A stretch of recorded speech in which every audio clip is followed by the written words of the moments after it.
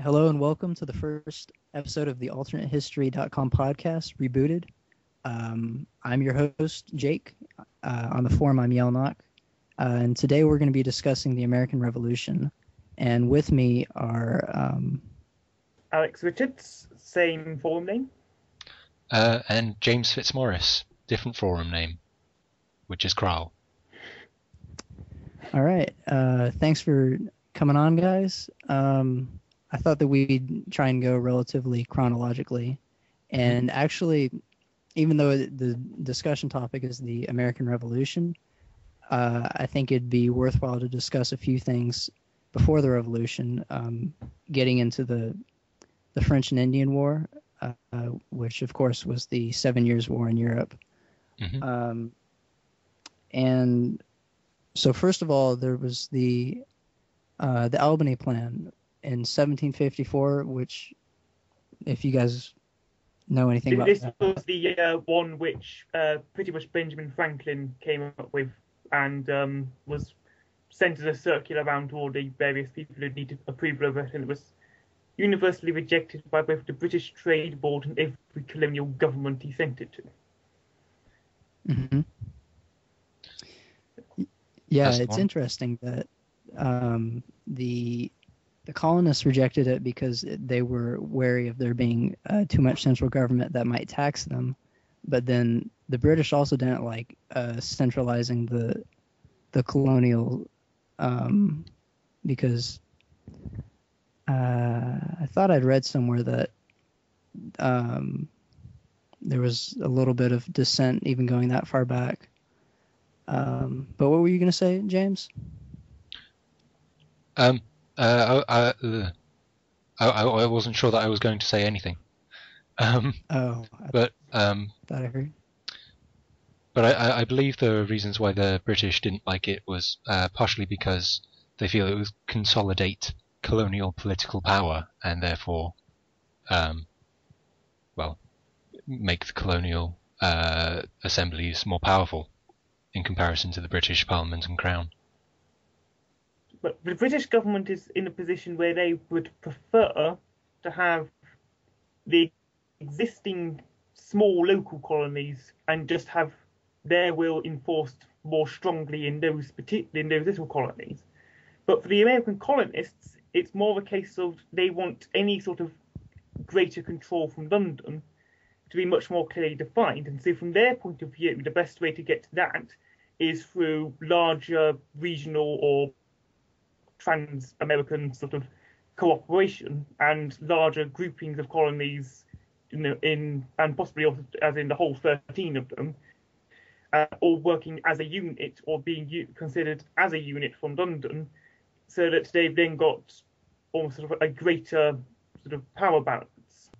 So probably what you'd end up looking at as what could be successful is just to go for the halfway house sort of approach of groups of the smaller colonies, such as things like the Old Dominion of New England from 1688, the possibly not that one and the exact borders, considering the history of that one. But things like that, and a middle colonies one and a southern colonies one, which London might find more amenable because it's still breaking up sort of the big block of a huge colonial government, but the colonies might find sort of is also more amenable to them because they've then got a better sort of structure in terms of in terms of being able to sort of send issues over as a group of colonies rather than having to try and negotiate with each individual colony in the area to send their messages over. Okay, because I do remember that the main rejection of the individual colonies to the Albany Plan was that they didn't want to have one central body to tax them. So I guess having 3 or 4 like groupings of colonies is what you're saying would be a middle ground. Yeah, because I mean, it's also then a case of you can well imagine that the colonies just end up being grouped together are the ones which are quite similar economically, and so would be more likely to agree to a similar sort of tax or structure anyway. Yeah. Uh-huh. Okay. And so what we're talking about here is a sort of an alternate Albany plan that might have been passed in 1754. Yes, so that general sort of, Mhm. or in that time frame at least. Yeah, during probably the early stages of the French and Indian War, because I believe that the reason that everybody was gathered together in Albany to discuss this sort of thing was because the war had just broken out with France in the colonies, and so they were all the different delegates from the different colonies. I believe mostly just in New England and the upper middle colonies area were discussing how they would provide for their defense and this sort of thing. Yeah, it was mainly a military kind of discussion, as I understand it. They were there in order to try and organise the war effort and better defend the colonies as a group. I think part of the reason I think of why Britain and the British Board of Trade rejected the Albany plan was because it wasn't a strictly military thing. They thought the colonists were straying in their focus and should have been focusing more on their mutual protection and military organisation against the French rather than their union as a political unit with powers of representation and tax. Yeah, that makes sense. Yeah, just sort of, why are you doing this when we all got you here to do that? Uh-huh. Yeah, exactly. Yeah. I wonder if an Albany plan analog would have been more likely to pass at the end of the French and Indian War rather than at the beginning. So that might depend on the results of the French and Indian War. If it goes as our timeline, then the American states in the north, especially New England, might not have the unifying factor of being scared of France. Mm-hmm. So the colonies might think, yeah, we won that war, we're all safe now, so why would we want to unify as one political unit? Yeah. Yeah, that's a good point. Okay.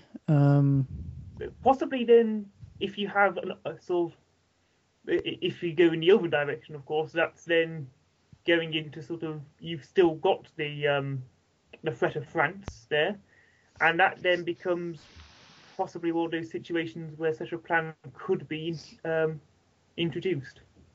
Mm-hmm. I think it's possible that that situation could come about because, if I remember correctly, France was given the option of giving Britain either its colony in Canada or two of its islands in the Caribbean, and at the time they chose the islands in the Caribbean because they were sugar-producing islands and were much, much more useful and productive economically than the sparsely populated Canada that barely produced anything other than beaver pelts. So, yes, that was Guadeloupe and Martinique, I think. Yes, it was. So if Britain decided not to give France the option and just take the islands, then it's possible that there would still be a French presence in North America to, well, threaten the colonists. And on the other hand, just the whole situation of 1754 when the Annus Mirabilis was so ridiculous in the number of coincidentally good events for Britain that it could quite easily have gone the other way. Yeah, quite easily they could have lost, I suppose. Mm-hmm. Yes. I mean, Wolfe's capture of Quebec, for example, was one good piece of fortune on top of another. Yeah, so I was reading about it in a book I have called 1759, The Year Britain Became Master of the World by Frank McLynn. And basically it seems to be that he was doing not very well in terms of the siege until he found I think it's the Cliffs of Abraham, which were a good landing Yes. point nearby. And they only managed to get to that landing point because French sentries basically didn't. If I remember, I didn't reread it recently, but if I remember the events, there were French sentries who were told that there was going to be a French convoy going up the river, and they saw these ships going past, and they called out for a password. But the British sailors on the ships didn't know a password, but they just shouted out things like "Vive la France" and things like that, and the French sentries were just like, "Oh yeah, there are ships," and let them go by. So if the French sentries were a little more diligent and said, "These ships just went past," without giving a password to, I believe it was Montcalm, the French commander in Quebec, then it could have gone very differently. That's funny. We are straying a little bit from the American Revolution topic, though. Yes. I think to, it's... yeah. Well, perhaps this is the opportunity to move on to the Quebec Act. Yeah, let's do that. MCito from the AlternateHistory.com forums asked us, what if the Quebec Act of 1774 was not passed? Just to... Sorry, go ahead, Alex. Go. Well, I think what we've got to look at here is the difference in terms of how it would that would affect Quebec and how it would affect the American colonies, because in Quebec the act was very much a case of relieving a lot of the pressures there. It allowed Catholics to serve in government without having to swear an oath on enforcing or promising to uphold the Protestant religion. It allowed French civil law to be used in the courts. It did a lot of things which calmed measures in Quebec. I mean, Governor Carleton was of the opinion that they needed to legislate further in order to fully calm measures in the future. But at the time, it diffused what was a potentially quite rebellious situation. So without a Quebec Act, it becomes a lot more likely that Quebec itself rebelled. But on the other hand, in the American colonies, a lot of the same things which for Quebec were essentially preventing rebellion, the American colonists sort of used a lot as in the propaganda and as justification for their own rebellion. So that the allowance of French civil law became that the British government was overturning English civil law and was going to revoke their rights and privileges. And that the allowance of Catholics into the government was that they were failing to defend the Protestant religion. And which, when you then take into account that the annexation of the Ohio territory, or the Ohio area, was pretty much entirely against the reasoning for the 1763 proclamation line, it's very much a case of almost sort of a dichotomy of something which was pretty necessary for stability in Quebec actually if it didn't directly inflame matters in the colonies, in the 13 colonies, was at the very least something which could be caught upon as a very visible and easily exploitable piece of propaganda. Mm-hmm. Yeah, I think that's a good point to make, that Britain, by trying to please the French Catholics, was annoying the English Protestants. Yes, and it's just the case that there happened to be a lot more French Catholics in Quebec, and Britain considered that, well, it's the colony of Quebec. Why on earth should it matter if it's slightly different laws in there to the people in Georgia? Which it turned out it did. Mm-hmm. Yeah. It's interesting because we also had we had two questions about Quebec. The second one from Evil Prodigy was, what if Quebec joins the colonies in rebellion? And this discussion about the Quebec Act has me wondering how that could happen, because it seems like the interest of Quebec and of the other 13 colonies, their interests seem to be opposed to each other. Do you guys have any ideas? Well, when I was reading about the Quebec Act and the later invasion of Canada by the American Continental Army, it did seem like there would be a very strange union, French Catholics and virulently anti-Catholic English Protestants. In fact, one of the reasons why Thomas Paine, the American founding father, denounced monarchy was he claimed that it was the popery of government. So popery and being in any way, what's the word, nice towards Catholics was generally seen to be a bad thing in the colonies.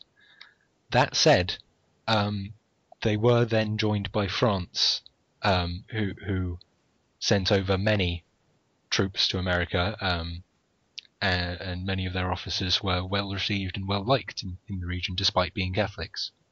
So I think it's entirely possible that they would make an alliance of convenience, even if they didn't necessarily like each other's religion. I think Glenn, actually, in his Dominion of Southern America TL, actually comes up with a good way to work around this, actually, in that the essentially he has an earlier governor of Quebec pretty much rile up the populace sort of in the years before, sort of in the 1760s and early 1770s, which basically then means that Quebec is already in a position where they want to revolt, and so there's a lot more sort of leeway in terms of looking past the differences for the time being. Mm-hmm. Okay, so if that does make sense, if the population of Quebec is already rebellious, and then the 13 colonies rebel, then it would seem like even if they aren't natural allies, they would make an alliance of convenience. It's just them trying to see if they would. But it's less certain then that they would hold together afterwards. That's true. Yeah, we could see an independent Quebec and then, well, an independent United States or 13 independent colonies, depending or on how any things combination go. of so. Mm-hmm. Yeah. One point about the Quebec Act, I believe it returned the land grant system to the, I think it's pronounced seigneur system, as it was under France. And as a result, the act was very well received among the richer French inhabitants of Quebec, who were very happy with it, as were the clergy. And these were the powerful, influential people in French society. So if the Quebec Act was somehow not passed, then I think it's entirely likely that Quebec would be more than willing to revolt. The American Revolution was mostly perpetrated by people at the top, shall we say. George Washington, not really a very poor man, as were like Benjamin Franklin, I believe, was rather rich and politically influential himself even before the revolution. So if in Quebec the same class of people were on their side, then I think it's entirely possible that the revolution could have spread there. Okay. Yeah, that makes sense.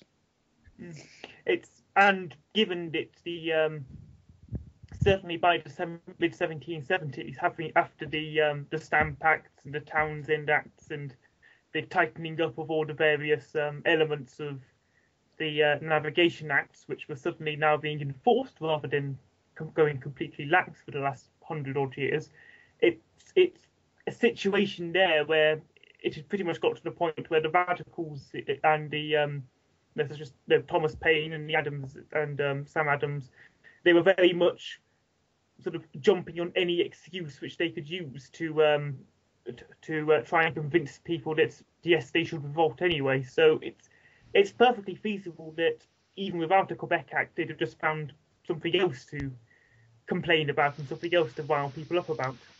Mm-hmm. Yeah. Do you think? I'm not sure the Quebec Go on. Act was. I'm not sure the Quebec Act was really that influential. I mean, it was a factor, but there was already a wide number of other acts which did far worse things. Like I believe the Massachusetts Government Act, which essentially removed the entire democratic Massachusetts government and replaced it all with royally appointed officials. And the I think the oh sorry, I think the Quebec Act essentially just got lumped in with all of that because it happened to be passed by the same Parliament. in the same parliamentary session, I believe. Yes. Yeah, I do think that it probably, if the frontiersmen in the Appalachian area knew about it, it would have riled them up a bit, considering that the lands that were supposedly off limits to them because of the 1763 proclamation were now given to the French in Quebec. I'm sure that didn't help, but like I was going to say, well, for our listeners, if you couldn't tell from the accents, I'm the only American here, and I don't remember in my history classes, and I was in advanced placement history, so they would have covered it, but I don't remember the Quebec Act really being even mentioned. So I don't know that if the Quebec Act wasn't passed, it would have had that dramatic effect on the decision of the 13 colonies to rebel. Though I could definitely see the argument that would be an instrumental policy change to prompt Quebec to also try and rebel. Mm-hmm. So yeah, that's that. Do we think that it would have altered the timeline any? That if there's no Quebec Act, that you might, the first shots in 1775 might not come later, or do we think wouldn't even have that much of an impact?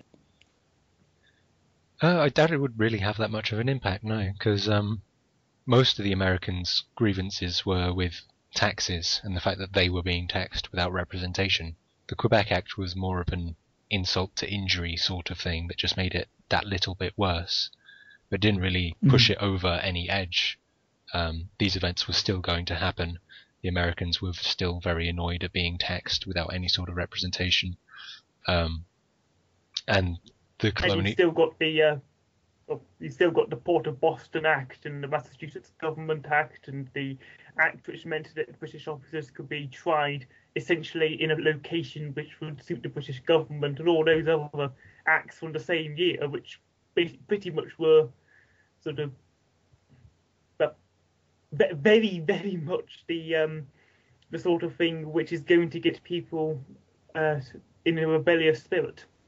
All right, so let's just sort of impromptu a little bit, try and explore this alternate timeline that we've just created, where Quebec joins the colonies in their revolution, because that really changes the character of the American Revolution, at least from my point of view, because all of a sudden you don't really have that the northern front with Canada that there was in our timeline. Well, it's kind of hard to say what would happen differently. Quebec was in American hands, Continental Congress hands, however you want to say it. Because it's difficult to know what the British strategy might be. Because in our timeline they obviously had Quebec still there as a base, and so they attacked in the north primarily because that was the closest area to their own bases. Although later on there was a southern campaign. And it's difficult to know where Britain or British generals might decide to start. Mm-hmm. I think what you'd probably see is that a lot of the early naval campaigns were based very much around capturing a few key port cities. So, New York City, aiming for the port of Boston, uh, Rhode Island itself, the island itself, rather than the Providence plantations on the mainland, and later on trying to attack in Norfolk and Charleston. And I think you'd probably see possibly much the same idea of sort of just trying to take the main economic centres on the coast, and then work from there, rather than trying without using possibly Nova Scotia, if that's still loyal, because a lot of that was based around the American sort of privateers, basically attacking a lot of the coastal industry in Nova Scotia, which pretty much pushed them very heavily into the loyalist camp. So if Nova Scotia is still available, they'd probably be using that as a base for much more naval landings. And quite possibly also you just end up with a much earlier focus on the southern campaign. Yeah, I was just going to point out that even though Quebec has flipped, the British still have Nova Scotia, New Brunswick, Newfoundland, Prince all Edward those Islands. maritimes to conduct or to use as a base. So, yeah. That is true. I don't know that you would necessarily go straight to the Southern campaign, though. That was sort of I could still see the main theater of war being in New England and around New York. Quite possibly an earlier push for Philadelphia, just because it becomes a lot more urgent. Just that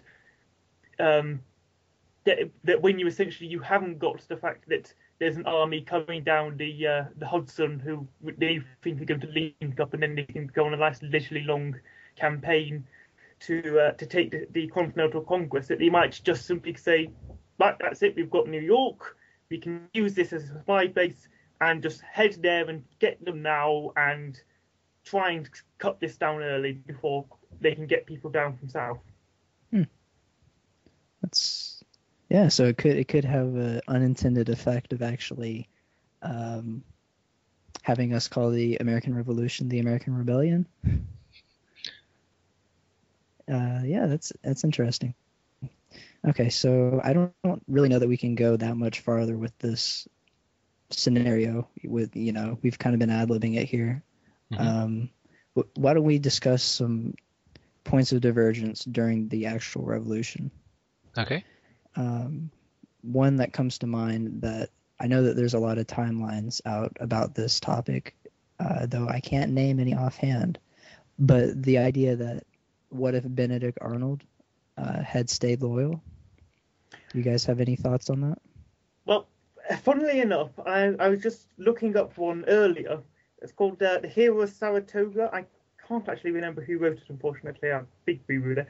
But that's essentially a case that Arnold is when he's going off to leave to join with Washington's army, he gets convinced by the troops there to stay, and then Harold Gage gets shot and mortally wounded in Saratoga.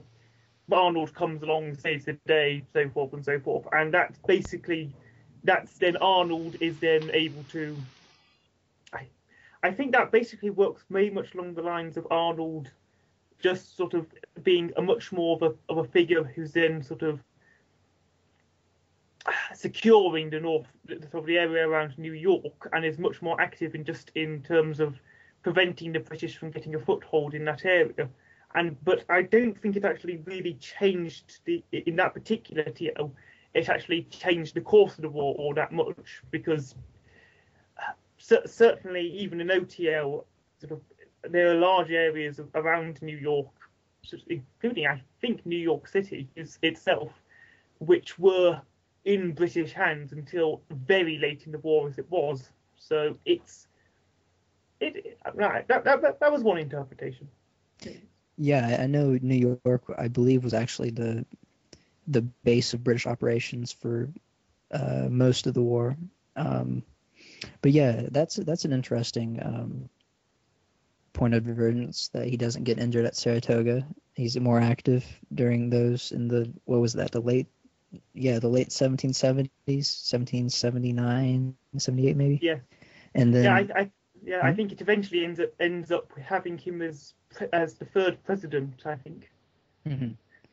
Yeah, because maybe he even gets his promotion in this timeline when he's fit and everything. Particularly if Gage has also been shot and sort of one less person who's opposing him. Yeah, definitely. I don't really know that much about this area of the American Revolution to comment, but I will note that the Hero of Saratoga timeline, I believe, was written by Ich bin die Kaiser. Yeah, I found it on the forum here. I found it on the forum. Okay. Ah, That's good. Yeah, we had a request to discuss relevant timelines during the podcast, so I'm glad that we're able to do that. yes. Yes, Nice to link it back to the forums. I did ask for I started a thread in before 1900, asking people to suggest good American Revolution timelines to me, and there were a good few suggestions, but unfortunately I didn't get the time to actually read any of them. Yes.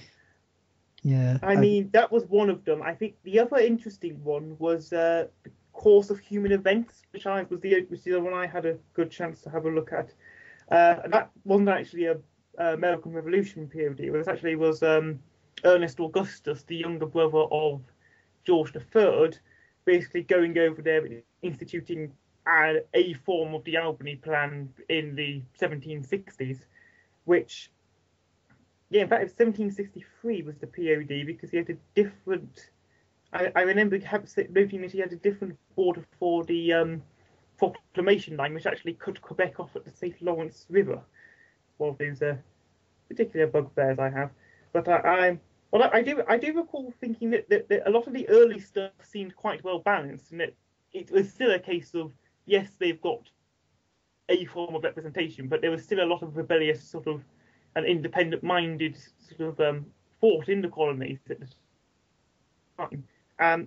But what seemed a bit odd was the fact that when sometime later the colonies then said, "Oh, we want to be independent now." I think he actually, and I don't know if he's later looked back at this and revised it because I've only had a chance to look at the first couple of pages, but it did seem a bit odd that basically London pretty much just turned around and said, "Okay then," which is just a bit odd. Yeah, I find that unlikely that if such a plan were introduced, going any further would be fine with Britain. Okay.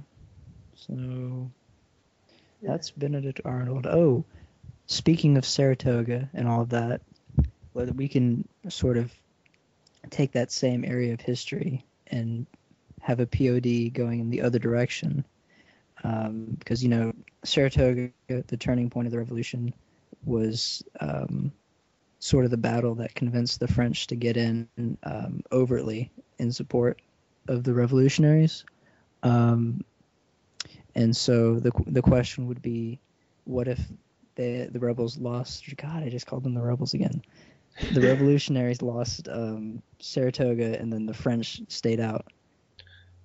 So I'm afraid I don't really know that much about Saratoga or really anything in the American Revolutionary War. I was planning to do like a lot of reading up on this, and I made notes, but the last note I made is basically the battles of Lexington and Concord, so I don't go any further than that in any sort of expertise. No, I mean, I think the thing to bear in mind is that with the French intervention, the biggest thing that did was that the North government basically sort of came to the conclusion that the French were now the main issue. The colonists up until this point had been what the focus was on because that was all that was there. And there'd been some issues. Lord Howe early on had, I think a bit earlier on or about at the same time, was sort of complaining that he wasn't getting the support he wanted, and there were command issues which pretty much scuppered all the British plans to try and get an early end to the war. But when the French came in, the British government basically sort of pretty much entirely forgot about the American colonies and just focused instead on beating the French and then later on the Spanish and the Dutch, which pretty much gave the colonists sort of free reign over vast, pretty much in terms of operations, well, across the entirety of the North American theatre, and this really wasn't rectified until sort of the Southern campaigns later on, by which point what had been a strong loyalist sort of group in the South had been pretty much cowed into submission by a lack of support, and that's what then leads on to the siege of Yorktown and Cornwallis's surrender. So it's one of those things that French intervention was very much a case of, that the French intervention very much offers a chance for Britain to actually keep diplomatic contained, but keep the Patriot or American colonial or colonial sort of support firmly in their more in their favour, and actually it gives them more of a chance to actually focus on the war effort in North America, which could indeed have actually led to a British victory, even if it was some years down the line and had to have some sort of concessions. Mm-hmm. So Saratoga, as a victory for the Americans, was more a victory in the fact that it brought the French in on their side, rather than the fact that they managed to beat some British army up in New England, I guess. Yeah, but yeah, it's just about there's Hudson Valley. It was very much more a case of sort of being able to give Jefferson and Franklin sort of the diplomatic sort of coup which they needed to bring the French into the war on their side, because they certainly had been very uncertain about supporting matters at that point. I think we probably need just because it's a bit hard not to mention it at all. Just looking at the move on to the immediate post-war situation. I think I saw a question where somebody wanted to know how likely it is. Yes, in terms of the colonies federalizing afterwards, because a lot, very much the during the war period, the colonial governments were very, very loosely confederal, and so I think there was a question on how likely it is that the Articles of Confederation could actually be made to work as they were in TL. So, what is the question exactly? It's that given that America wins and gains its own independence, what is the likelihood of it federalizing into a united state? Or the likelihood of federalizing, or sort of just collapsing into a series of independent but possibly allied states along the eastern seaboard.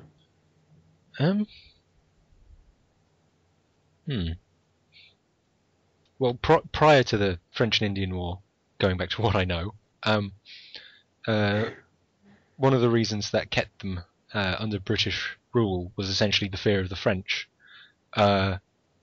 And during the American Revolutionary War, or War of Independence, one of the reasons why Georgia was relatively pro-British, in that it didn't send any delegates to the First Continental Congress and only actually managed to get around to sending one late to the second, was that it believed it needed British military protection from the, I believe, Cherokee Native Americans, who inhabited the western kind of Badlands backcountry area of Georgia.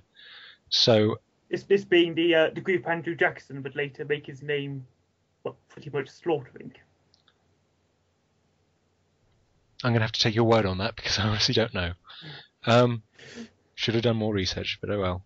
But yeah, given that, after their independence, they now have something new to fear. That is the British themselves, who are exactly on their top border where France used to be. And they still have the issue of the Native Americans. So I think it's very likely that they would federalize in mutual fear of their varying enemies. Though I wouldn't say it's certain. It's entirely possible that they could have gone a different route with states that have a common enemy. Georgia isn't too threatened by British presence in Canada, for example, so a New England and New York confederation might pop up, whilst a confederation of states further south might pop up in order to protect themselves against the Native Americans on their borders. Yeah, I mean certainly you see it coming up in the later on in the War of 1812, which and it's something used very prominently in Decades of Darkness, which is actually that New England was economically very much more sort of even after the Revolution, New England was a lot more sort of in favour of links of repairing relations and getting better and closer links with Britain, because a lot of the New England economy at that point was still very much based on as a sort of an import-export hub, where they were bringing stuff in from the British Caribbean and then sending it on to Europe. And so, whereas they were very much in the favour of sort of better relations with Britain, and quite possibly also because they had the British on their doorstep. So there were the colonies further south, which were such as Virginia and Pennsylvania and such, which were not so integrated economically with or not integrated but linked economically, which were more in favour of being sort of as an antagonistic view on British territory, that, well, if the British are here, we should expel them because that makes us safer. And that actually, certainly, yeah, I mean, it's quite feasible that you'd end up with, say, a New England, a Middle Colonies, Virginia, and sort of a Carolina, Georgia sort of thing, or various combinations of that, because it was very much it was very much a case of the army being pretty much the only unifying factor in the American War of Independence. I mean, I think I've come across something where the colonies were so against sort of any sort of central body for taxation or funding that George Washington was continually sending letters to Philadelphia complaining that he didn't have food or supplies or munitions or pretty much any of the basic stuff that the army needed to run, because there was just no sort of framework for supplying it. Mm-hmm. Yeah, so you're not like, so there's definitely scope for a full federalization. I mean, if they can come to the conclusion that Spain is going to be the big threat, or that Britain is going, or if Britain's being more antagonistic, then there's certainly a lot of reasons for them to stick together. But at the same time, there are significant diverging interests, which mean that it's possibly 20-25% chance, say, that they won't federalise, just that to a full degree. Mm-hmm. What if Cornwallis escaped Yorktown? I mean, that's one where honestly I don't think it would make any difference. But the main reason Cornwallis couldn't escape Yorktown, was because the French had seized the harbour, had essentially occupied Chesapeake Bay. So really, you're extending the war perhaps by a matter of months, but that's so late in the day that it really won't have made any difference. It's sort of the political will to fight back in Britain had just completely collapsed by that point. Actually, interestingly enough, just to go down to the next point, as illustrated by the petitions which Fang was bringing up, where you see a lot of the towns which had been sending sort of petitions in, being very pro-war effort early on in the days, were becoming increasingly anti-war effort as it sort of dragged on. Mm-hmm. Yes, Thand gave a list of certain petitions by various cities at various points during the war. They're all from very early in the war, though. Like the latest is October 1776, and most of them are from 1775, though. So it's kind of hard to see whether popular opinion in a given city changed massively over time. True. But those that are on there, there are a couple that are on there twice. Actually, Coventry is on there 3 times. And in, I guess, chronological order, Coventry's petitions go pro, anti-pro, I think. Although one of the pros has question marks around it. I'm not sure why. That's probably a case of it's sort of a slightly uncertain one. That it's Fair enough. Colchester seems to have shifted from a pro position to an anti one, though. From November 1775 to January 1776. Yes, and Bristol in October 1776 had shifted to an anti position. These were all pro administration and anti administration, we should specify. They'd shifted to an anti position basically a year before. So there's certainly some grounds to make the point that there seems to have been a bit of a shift in viewpoint, sort of towards, or sort of towards supporting, or at the very least towards being against the government, if not necessarily supporting the colonists. So certainly most of the anti-administration ones seem to be late 1775 or into 1776, whereas the pro ones are all apart from the possible pro one from Coventry, are all definitely into 1775. Mm-hmm. It's a possible argument there. Just wondering how we could bring that into alternate history. What if the petitions had a greater effect on the British government and they capitulated earlier and tried to go for a peace with America? Yes, that is an interesting one. No, I mean you're right. Problem of course is that these days you're looking at such a poor sort of franchise that actually gauging the democratic will of the people at this time is very difficult. Mm-hmm. I mean, yeah, it's sort of it's quite possible that sort of they could have or sort of persuaded more people to sort of back the Whiggish government or the Whig government against against North's Tories, but it's sort of by this point North is very much sort of on a lose-lose. Well, essentially he has to win the war, otherwise he's pretty much certain to lose the premiership as he did after the defeat OTL. So it's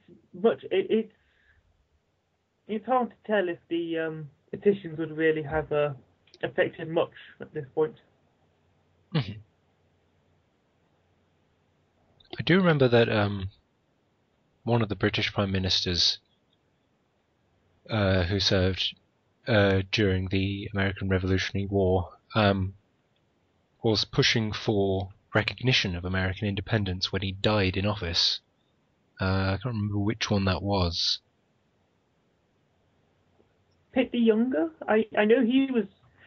Well, no, Pitt the Elder, I know, was very much in favour of a federal system of integrating the American colonies in and giving them representation. So possibly have been. I would imagine it would have been a week. Would you think it was one of the prime ministers? Yeah, he was Prime Minister during the American Revolutionary War. I think there was a guy who was Prime Minister twice in he was Prime Minister in the early 1760s, and then he was Prime Minister for a very short period in like 1780 something. But then he died in office, I believe, and he was replaced with someone who didn't like American independence that much. I just can't remember who. That might have been. I just so I think that sounds like it could have been Pitt the Elder. I remember he definitely died. Quite suddenly. No, yeah, it was Lord Rockingham. Rockingham, that was it. Yes, the Marquis of the Marquis of Rockingham. Yes, because Pitt the Elder had died before the war broke out, if I remember correctly. Let me see. Yes, he did. 1778. No, he died early on in the war. That was it. Yeah, but he left office in 1768. Sorry. Yes, that was directly due to the fact that George the Third had come in, and George the Third was much more was a Tory, but was supportive of the Tories, and considered George the Second sort of Whiggish government to be about the absolute epitome of all things that were sort of relating to his grandfather. I think I might be getting confused with the George II, George III turnover. No, that would make sense. The description I read of William Pitt's prime ministership, starting in 1766, was that he went for a very meritocratic, non-partisan cabinet. Apparently, it was described as being consisted of patriots and courtiers, king's friends and republicans, Whigs and Tories. During that ministry, his health declined significantly, and he was generally not able to lead his cabinet and the people that he'd appointed. And it'd be interesting to speculate on what would happen if his health hadn't deteriorated, because one of the appointments he made was Charles Townshend, who of course proposed the Townshend Acts. If William Pitt, Earl of Chatham, had been more active and more able, he might have been able to turn around the disaster of the Townshend Acts and possibly reconcile the colonies with Britain. And I mean, as I said, he was the one who was very supportive of an Albany plan-like measure, actually, just to bring things back around full circle, actually. But he was very supportive of such a of such a measure because he considered it that the colonies would end up rebelling if they didn't get any sort of representation in Parliament. Mm-hmm. I think we are running to a conclusion here. Yes, a rather chaotic conclusion, but a conclusion nonetheless. I think this has gone on for long enough. Yes. If we just give a sort of conclusion, a formal one, just to give them something to end on. So I what was it? The idea of the POD we'd be interested in a TL on. Well, point of divergence you'd like to see a timeline on, relating to the American Revolution. I would like to see some sort of point of divergence where America does get some form of representation prior to the revolution. Because I'm not really sure I've seen that. It's generally American Revolution happens, either succeeds or doesn't, rather than American Revolution is headed off at the past by some sort of Albany plan or similar. Yeah, or if they ever do, it's more along the lines of as in Look to the West, where it's basically just independent America, but under a personal union or something like that, rather than actually as part of Britain. When I was reading up, I can't remember exactly where I read it, but I read that there were a few proposals for American representation in the British Parliament, rather than having a separate Grand Council or whatever in the colonies. The American colonies would just elect so many members to the British Parliament and send them over the Atlantic. I would like to see a timeline based off that, where I believe I've read two suggestions. I think one suggested that about 80 members from the American colonies should be elected, and another one suggested that 30 from the continent and 15 from the islands, presumably the Caribbean colonies, would be elected. I'd like to see a timeline that takes that idea and then sees how it could develop following either an alternate failed American rebellion or a totally averted American rebellion, and see what would happen to British North America if they had that sort of system. Yeah, that could. There'd be issues to work out, but that could indeed be very interesting. I think for my part, it's actually going back a bit actually toward the mid-war ones, which is that I've noticed a lot of the American Revolution sort of TLs which are about, and quite possibly it's just a function of the old thing of write about what you know, and sort of and various things such as they all seem to focus mainly on something being done differently in some of the American generals. So it's Benedict Arnold doesn't affect, or Washington sort of gets shot or he dies earlier on, or he loses this battle or this one. One thing that I've never really seen coming up is the idea of if somebody other than Lord Howe had been appointed as commander-in-chief in British North America, because he was basically in the situation that he had, he was sort of cripplingly sort of determined that whatever actions he was to do would have to be directly authorised by London. And of course, due to the time lag, this basically meant that by the time he could sort of got the orders to do something, the opportunity to do so was greatly reduced. So it's a case that there were a lot of occasions during the very early first few years of the war, when actually the Continental Army under Washington could have been caught and Philadelphia could have been taken very early on if somebody more competent or sort of more willing to take the initiative had actually been in charge on the British side, which would be, I think an interesting alternative way of looking at things rather than always. But I mean, probably there'd be some overlap with a lot the TLs of differences from the American side. But it would be interesting just to see the